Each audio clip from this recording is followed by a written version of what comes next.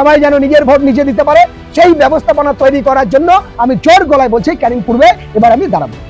যেখানে সিপিএম এর আমলে যে শওকত মোল্লা নাম শুনলে মুখ্যমন্ত্রী মমতা বন্দ্যোপাধ্যায় পর্যন্ত পিছিয়ে যেতেন, এবং সেই শওকত মোল্লার বিরুদ্ধে আপনি ক্যানিং পূর্বে আপনি প্রার্থী হতে যাচ্ছেন। ক্যানিং পূর্বে তো আইএসএফ এর পক্ষ থেকে তারা প্রার্থী দিচ্ছেন এবং সেখান থেকে তো আইএসএফ এর একটা ভোট পাওয়ার আশা করছে আইএসএফ এর নেতৃত্বরা, আবার সেখানে তৃণমূলের শক্ত ঘাঁটি, মানে এত কিছু জানার পরে আপনি ক্যানিং এ দাঁড়াবেন, আপনার মানে মাথা ঠিক আছে, ব্রেন মানে শর্ট হয়ে যায়নি তো? এত বিধানসভা থাকতে আপনি হঠাৎ শওকত মোল্লার বিরুদ্ধে, যেখানে শওকত মোল্লা একজন প্রভাবশালী নেতা তৃণমূলের, আপনি সেখানে ক্যানিং পূর্বে আপনি দাঁড়াতে চাচ্ছেন কেন? এই চিন্তা ভাবনা ভোটের আগে কেন? ক্যানিং পূর্বে সেখানে একাধিক দলের পক্ষ থেকে প্রার্থী সেখানে দেবে এবং সেখানে তো কিছুটা ভোট তো সেখানে কাটবে অবশ্য। তাহলে আপনি যে দলের পক্ষ থেকে আপনি দাঁড়াবেন বলছেন, সেই দলের পক্ষ থেকে যদি আপনাকে প্রার্থী করা হয় এবং তাহলে আপনি সেখানে দাঁড়াবেন, এবং যেদিন প্রার্থী করা হয় তাহলে আপনি নিজ দলের পক্ষ থেকে দাঁড়াবেন, তাহলে সেখানে যে ভোটগুলো কাটবে সেখান থেকে আপনি আবার জেতার আশাবাদ কিভাবে করছেন? না, আপনি তো হুমায়ুন কবিরের রাজনৈতিক মঞ্চে একাধিকবার আপনাকে দেখা গিয়েছে, সেক্ষেত্রে তো হুমায়ুন কবির তো আপনাকে প্রার্থী করতে পারে কেন? আমরা জানতে পারলাম একাধিক দলের পক্ষ থেকে আপনাকে চান্স দেওয়া হয়েছে, যে তাদের দলের পক্ষ থেকে আপনাকে প্রার্থী ঘোষণা করা হবে, বিশেষ করে বিজেপি থেকে নাকি আপনাকে চান্স দেওয়া হয়েছে, যে কোটি কোটি টাকার অফার করা হয়েছে আপনাকে। আপনি তো বিজেপিতে হয়ে দাঁড়াতে পারতেন, আপনি অন্য বিধানসভা রয়েছে, আপনি ভাঙড়ে দাঁড়াতে পারতেন, বারুইপুর দাঁড়াতে পারতেন, ক্যানিং কেন? এই মুহূর্তে সব থেকে বড় খবর, আপনারা জানেন হাতে গোনা কয়েকটা দিন পার হলে বিধানসভা নির্বাচন ঘোষণা হবে এবং তার আগে বিভিন্ন রাজনৈতিক দল কিন্তু ক্যানিং পূর্বকে টার্গেট করছে। কেউ বলছেন শওকত মোল্লার বিরুদ্ধে আমি প্রার্থী হব, আরও অন্যান্য রাজনৈতিক দলের যারা সমর্থক নেতারা রয়েছে তারা বলছে আমি শওকত মোল্লার বিরুদ্ধে প্রার্থী হব। এই মুহূর্তে আবার পাশে যিনি দাঁড়িয়ে রয়েছেন কম বেশি সবাই চেনেন, দেশ বাঁচাও সামাজিক কমিটির রাজ্য সম্পাদক হোসেন গাজী, এবং এই মুহূর্তে তার আরেকটা পরিচয় বার হলো, তিনি সম্ভাব্য ক্যানিং পূর্বের প্রার্থী হতে পারে শওকত মোল্লার বিরুদ্ধে। হুমায়ুন কবিরের যে দল রয়েছে সেই দলের পক্ষ থেকে তিনি প্রার্থী হতে পারেন, এবং যদি হুমায়ুন কবিরের দলের পক্ষ থেকে না প্রার্থী হয় তিনি কিন্তু নির্দলের প্রার্থী হবেন।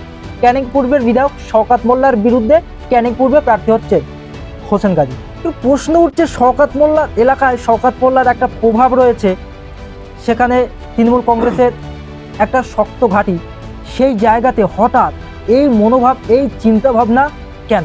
এর পেছনে কি চক্রান্ত? এই হোসেন গাজী মহাশয় অন্য কোনো রাজনৈতিক দলের কাছ থেকে কি কোনো সেটিং করে চলছে? এই প্রশ্ন কিন্তু করছে। আমরা কথা বলবো, এই মুহূর্তে রয়েছেন আমাদের সঙ্গে সম্ভাব্য ক্যানিং পূর্বে প্রার্থী হোসেন গাজী। এই চিন্তা ভাবনা ভোটের আগে কেন? আমি আপনাদের সামনে পরিষ্কারই বলছি, কারণ স্বাধীনতার পর মাত্র একবার না দুবার ভোট দিয়েছে। বাকি ক্যানিং পূর্বের যে 14টি অঞ্চল, সেই মানুষগুলো তার নিজস্ব গণতান্ত্রিক অধিকার, যে আমি নিজে বুথে যাব, আমার ভোটটা আমি দেব, সেই আশা তাদের কখনো পূরণ হয়নি। এই শওকত মোল্লা যখন সিপিএম ছিল তখনও ধমকে চমকে তাড়িয়ে দিয়েছে, এখন তৃণমূল কংগ্রেস আসার পর একই রকম তাদের চিত্র রয়ে গেছে। ফলে মানুষ যাবে কোথায়? তার গণতান্ত্রিক অধিকার কি সে প্রয়োগ করতে পারবে না? তার নিজের ভোটটা নিজে দিতে পারবে না? একটাই কথা, ভোটের আগের দিন বাড়ি বাড়ি গিয়ে ঘুরে তুমি কাকে ভোট দেবে, সে ভয়তে আতঙ্কিত হয়ে সিপিএম পিঠে বলেছে আমি সিপিএমকে, এখন তৃণমূল পিঠে বলছে আমি তৃণমূলকে। তা বলছে ঠিক আছে তোর ভোট দিতে যেতে হবে না, ও আমরা দিয়ে নেবো। কেন এই দ্বিচারিতা? ক্যানিং পূর্বের সমস্ত অঞ্চলগুলো তাই করেছে। একমাত্র ভাঙড়ের যে 6টা অঞ্চল রিসেন্ট এই কয়েক বছর হলো ক্যানিং পূর্বে জুড়েছে, সেই কটা অঞ্চল ছাড়া ক্যানিং এর প্রত্যেকটা অঞ্চল ক্যানিং পূর্ব বিধানসভার মধ্যে যা ছিল, তার কোনো অঞ্চলের মানুষ তার নিজের ভোট নিজে দিতে পারেনি।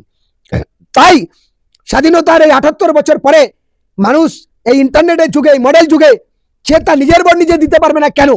তাই আমি মন থেকে সিদ্ধান্ত নিলাম, আজ মানুষ একটা এসআইআর এর নাম বাদ যাচ্ছে, নাগরিক অধিকার কেড়ে নেবে বলে 10 বার কাগজ ধরে ছুটছে তার নাগরিক অধিকার ঠিক করার জন্য। তাহলে তার টিপটা দরকার, তার ছাপটা দরকার। তাহলে জোর করে এই মানুষগুলোকে ভোট থেকে অধিকার তাদের বঞ্চিত করবে কেন? এই অধিকার কে দিয়েছে? সেই কারণেই আমি এবার যদি জনতা উন্নয়ন পার্টি আমার প্রার্থী করে তো ভালো, না করে আমি নির্দল থেকে দাঁড়াবো, কিন্তু আমি দেখতে চাই ক্যানিং পূর্বের মানুষ তার নিজের ভোট নিজে দিতে পারে কিনা। আমি এই মানুষের অধিকার, মানুষের আশা, মানুষের ভরসা, মানুষের বিশ্বাসটা নিয়ে তবে ক্যানিং পূর্বে প্রার্থী হতে চাইছি। মগের মুলুক পেয়েছে নাকি যে ইংরেজকে এই দেশ থেকে তাড়ানোর জন্য এত লক্ষ মানুষের প্রাণ দিল, রক্ত দিল, বলি দিল, দীর্ঘ লড়াই করলো, আর সেই স্বাধীন দেশের মানুষ পরাধীন হয়ে থাকবে? সেই গণতান্ত্রিক দেশে দলতন্ত্র রাজত্ব চলবে কেন? এটা হবে। তার কারণেই আমি ক্যানিং পূর্বের প্রার্থী হব বলে নিজের থেকেই ঘোষণা করলাম। যদি কেউ আমাকে প্রার্থী না করে আমি নির্দল থেকে প্রার্থী হবো, কিন্তু ক্যানিং পূর্বে আমি দাঁড়াবো। না, আপনি তো হুমায়ুন কবিরের রাজনৈতিক মঞ্চে একাধিকবার আপনাকে দেখা গিয়েছে, সেক্ষেত্রে তো হুমায়ুন কবির তো আপনাকে প্রার্থী করতে পারে কেন? আমি আমার ব্যক্তিগত গণতান্ত্রিক মত, আমার নিজের আশার কথা, নিজের বিশ্বাস ভরসার কথা রেখে আমি বলেছি হুমায়ুন কবিরের জনতা উন্নয়ন পার্টি আজকে তৈরি হয়েছে, কিন্তু আমি লড়াই করি দীর্ঘদিন ধরে, এটা আপনারা সবাই জানেন। আমি বিগত 2003 সাল থেকে সোশ্যাল ওয়ার্কার হিসাবে সারা বাংলার বিভিন্ন জেলা, বিভিন্ন ব্লকে লড়াই আন্দোলন করে এসেছি, এবং সেই ভিত্তি করে আমরা দীর্ঘ আন্দোলন করে আসা মানুষ, কিন্তু জনতা উন্নয়ন পার্টি আজকে তৈরি হয়েছে, কিন্তু আমাদের লড়াই আন্দোলন 2003 সাল থেকে চলছে। আমি দেখিনি সিপিএম যখন ছিল সিপিএম এর বিরুদ্ধে লড়াই করেছি, আজকে তৃণমূলের স্বৈরাচারিতা শুরু থেকে ছিল, তখন থেকে আমরা লড়াই করে আসছি। ফলে আজকে নতুন কিছু নয়। ফলে জনতা উন্নয়ন পার্টি আমার প্রার্থী করলো কি না করলো সেটা তার ব্যাপার, কিন্তু আমি ক্যানিং পূর্বের প্রার্থী হচ্ছি এবং লড়াই করব। আমরা আমাদের প্ল্যান, আমাদের উদ্যোগ, আমাদের ভাবনা মানুষের মধ্যে ছড়ানোর জন্য সেটা পরিষ্কার আপনাদের জানিয়ে রাখলাম। না, ক্যানিং পূর্বে তো আইএসএফ এর পক্ষ থেকে তারা প্রার্থী দিচ্ছেন এবং সেখান থেকে তো আইএসএফ এর একটা ভোট পাওয়ার আশা করছে আইএসএফ এর নেতৃত্বরা, আবার সেখানে তৃণমূলের শক্ত ঘাঁটি। মানে এত কিছু জানার পরে আপনি ক্যানিং এ দাঁড়াবেন, আপনার মানে মাথা ঠিক আছে, ব্রেন মানে শর্ট হয়ে যায়নি তো? একদম সব জেনে বুঝে সঠিকভাবে বলছি। গতবারেও আইএসএফ এর প্রার্থী ছিল ক্যানিং পূর্বে, সে নিজেই সঠিকভাবে নির্বাচন করাতে পারেনি, মানুষের ভয় ভীতি আতঙ্কিত কাটাতে পারেনি। ফলে সেই কারণেই আমরা আগে থেকে সিদ্ধান্ত নিলাম এবার প্রয়োজন হলে আইএসএফ আমাদের সমর্থন দিক। আইএসএফ তো গতবারে নির্বাচনটা অবৈধ সুষ্ঠু নির্বাচন করতে পারেনি, বা সিপিএম পারেনি, তাহলে এবারে সিপিএম আইএসএফ তারা আমাদের সমর্থন জানাক। একটা বিধানসভা 294টা বিধানসভার মধ্যে ক্যানিং পূর্বে একটা বিধানসভায় লড়বো বলে আমি ঘোষণা করলাম। তাহলে তো আমি পারতাম যে আমরা 10টা বিধানসভা নির্দল প্রার্থী দেবো, আমরা 10টা বিধানসভা দক্ষিণ চব্বিশ বা পশ্চিমবঙ্গের মধ্যে লড়বো। একটা বিধানসভা টার্গেট করলাম কেন? যে বিধানসভা দীর্ঘদিন ধরে মানুষ অত্যাচারিত হয়েছে, যে বিধানসভায় দীর্ঘদিন ধরে মানুষ তার গণতান্ত্রিক অধিকার প্রয়োগ করতে পারে না, স্বাধীনভাবে তার নিজের ভোটটা নিজে দিতে পারে না, তার কারণেই এটা সিদ্ধান্ত নিয়েছি। তো অন্য বিধানসভা রয়েছে, আপনি ভাঙড়ে দাঁড়াতে পারতেন, দেখুন, বারুইপুর দাঁড়াতে পারতেন, অবশ্যই। ক্যানিং কেন? আমি ক্যানিং এটাই করেছি, দক্ষিণ চব্বিশ পরগনার সুন্দরবনের প্রাণকেন্দ্র ক্যানিং মহকুমার মেন প্রাণকেন্দ্র ক্যানিং পূর্ব, এবং সেখানে সর্বস্তরের মানুষ দীর্ঘদিন ধরে যন্ত্রণা বেদনার সঙ্গে আছে। প্রতিনিয়ত ক্যানিং পূর্বে বিধানসভার বিভিন্ন অঞ্চলের মানুষ আমাকে ফোন করে, তাদের সুখ দুঃখের কথাটা আমাকে বলে, তার কারণ তাদের কথা ভেবেই আমি ক্যানিং পূর্বের প্রার্থী হওয়ার সিদ্ধান্ত নিয়েছি। নাকি শওকত মোল্লাকে হারানোর জন্য অন্য রাজনৈতিক দলের দেখুন, কাছে টাকা শওকত মোল্লা তো হারবে, ক্যানিং পূর্বে শওকত মোল্লা বলে নয়, ক্যানিং পূর্বে তৃণমূলের যে দাঁড়াবে সে হারবে, কারণ এবারে তাদেরকে হারিয়ে আমরা জিতবো। তৃণমূলের যেই প্রার্থী হোক তাকে হারিয়ে আমি জিতবো, এটা একদম 100% ধরে রাখেন। যেই দাঁড়াক সে 1 লক্ষ ভোটে হারবে। ক্যানিং পূর্বে অসংখ্য খুন হয়েছে, ক্যানিং পূর্বে অসংখ্য মানুষের নাগরিক অধিকার কেড়ে নেওয়া হয়েছে, বিভিন্ন রকম স্বৈরাচারিতা দ্বিচারিতা করেছে, ধমকে চমকে মানুষের ভোট অধিকার কেড়ে নেওয়া হয়েছে। তারা দীর্ঘ 15-20 বছর, আমার কি বলবো, 20 বছর বলা ভুল হবে, আমি পূর্বে স্বাধীনতার পর থেকে এ পর্যন্ত মনে হচ্ছে ক্যানিং পূর্বের মানুষ কয়েকবার মাত্র ভোট দিয়েছে, বাকি তারা ভোট দিতে পারেনি। বারবার যখন যে ক্ষমতা আসে সে ক্ষমতার অপব্যবহার করে প্রত্যেক মানুষের নাগরিক অধিকার কেড়ে নিয়েছে। এবং দেখবেন আগের যে সরকার থাকতে সেখানে তাদের দলের ঝান্ডা ছাড়া বিরোধী কোনো রাজনৈতিক দলের ঝান্ডা মিটিং মিছিল বা প্রার্থী মনোনয়ন জমা দিতে পারেনি। এখন তৃণমূল পিএঠে তৃণমূল ক্ষমতা আসার পর বিগত 15 বছর কোনো বিরোধী দলের এজেন্ট বসতে দেয় না, বিরোধী দলের ঝান্ডা লাগাতে দেয় না, বিরোধী রাজনৈতিক দলের নাম লিখতে দেয় না, বিরোধী দলের মনোনয়ন জমা দিতে দেয়নি। ফলে এই দ্বিচারিতা রয়েছে। ফলে এবারে নির্বাচন আপনাদের মাধ্যমে আমি বলতে পারি, নির্বাচন কমিশনার বিভিন্ন ডিপার্টমেন্ট যে যে জায়গায় যেভাবে অভিযোগ করলে হয় ক্যানিং পূর্ব বিধানসভা এবং ভাঙড় বিধানসভা নিয়ে আমরা সেই ডিপার্টমেন্টে সেই অভিযোগের ভিত্তি কড়া নিরাপত্তার মধ্যে দিয়ে তাই ভোটটা করাতে চাই। এবং আমরা দেখতে চাই যে ক্যানিং পূর্বের মানুষেরা তারা নিজের ভোট নিজে দিতে পারে কিনা এবং নিজের ভোট দিতে পারবে কিনা। আর কতদিন অত্যাচার হাঙ্গার দাঙ্গার মধ্যে দিয়ে মানুষের জীবন চলবে, কতদিন মানুষ আর দরদাস হয়ে থাকবে, কতদিন মানুষ হুমকে চমকের কাছে নিজের গণতান্ত্রিক অধিকার হারিয়ে থাকবে। তাই মানুষ ইচ্ছা হয় ওগো আমার ভোট আমি একবার দিই। কারণ এই কারণেই এবারে আমি সিদ্ধান্ত নিয়েছি যে ক্যানিং পূর্ব বিধানসভায় ক্যান্ডিডেট হব।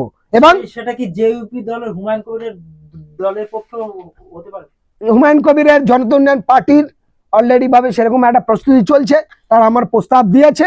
এবার তাদের টোটাল কোর কমিটির মিটিং হবে, বিভিন্ন মিটিংয়ে যদি তারা সিদ্ধান্ত নেয় তো ভালো, তাহলে আমি জনতা উন্নয়ন পার্টির ক্যান্ডিডেট হব ক্যানিং পূর্ব, না হলে আমি নির্দলের প্রার্থী হব।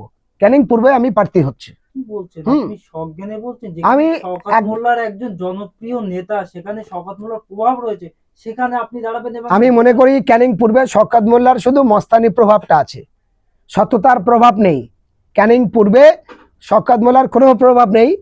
ক্যানিং শওকত মোল্লার নামে একটা আতঙ্কিত আছে, শওকত মোল্লার নামে একটা ভয়ে আতঙ্কিত আছে। কারণ নদীর চর সম্পূর্ণ দখল করার টাকা আছে এবং রাস্তার 6 ইঞ্চি মাল দিয়ে করা 3 ইঞ্চি দিয়ে 3 ইঞ্চির টাকাটা জমানো আছে। ফলে বিভিন্ন কালোবাজারির টাকাটা আছে, সেই টাকার মাধ্যম দিয়ে অসংখ্য সন্ত্রাস বাহিনী এবং অসংখ্য জায়গায় ক্যানিং পূর্বের কোথায় কোথায় কতগুলো মেশিন কোন কোন জায়গায় জমা থাকে কোথায় কোথায় কত বোম বন্দুক পাওয়া যাবে সবগুলো কম বেশি আমাদের কাছে ইনফরমেশন আছে। সময় মতো হলে আপনারা সব দেখতে পাবেন কোথায় কোথায় কিভাবে কি হচ্ছে, সেই অপেক্ষার জন্য।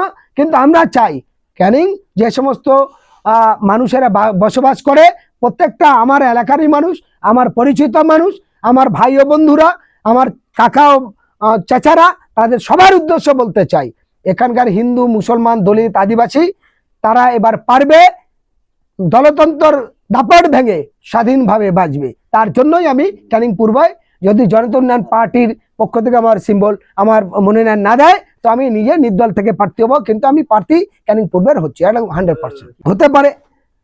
হতে পারে ক্যানিং পূর্বে। হ্যাঁ, তো আমার যেটা আছে কেউ না কেউ তো একজন ক্যানিং এর আইএসএফ এর প্রার্থী হবে, হতে পারে ভাঙড়েও প্রার্থী হবে, এটা কি আছে, এটা তার ব্যাপার। কিন্তু ব্যাপার হচ্ছে আমি যে সিদ্ধান্তটা নিয়েছি একটাই কারণ, দীর্ঘদিন ধরে ক্যানিং পূর্বের মানুষ তার নাগরিক অধিকার হারিয়ে ফেলছে, তার ইচ্ছা আশা আশঙ্কা পূরণ করতে পারছে না।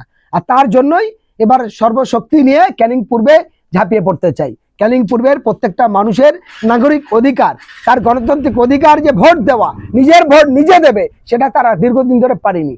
সেটা করানোর জন্য আমি উদ্যোগ নিয়েছি। আমি জিতি হারি এটা বড় কথা নয়, কিন্তু ক্যানিং পূর্বের মানুষ, সে হিন্দু, মুসলমান, বড় লোক, ধনী লোক, মধ্যবিত্ত, গরিব লোক, দিন মজদুরের লেবার, বস্তি থাকা মানুষ আর বিল্ডিং এর মানুষ সবাই যেন নিজের ভোট নিজে দিতে পারে, সেই ব্যবস্থাপনা তৈরি করার জন্য আমি জোর গলায় বলছি ক্যানিং পূর্বে এবার আমি দাঁড়াবো। মানুষ দেখবে কার কি ক্ষমতা আছে এবং কোন প্রার্থী কি করতে পারে, তার উপরেও তো অনেক ডিপেন্ড করে।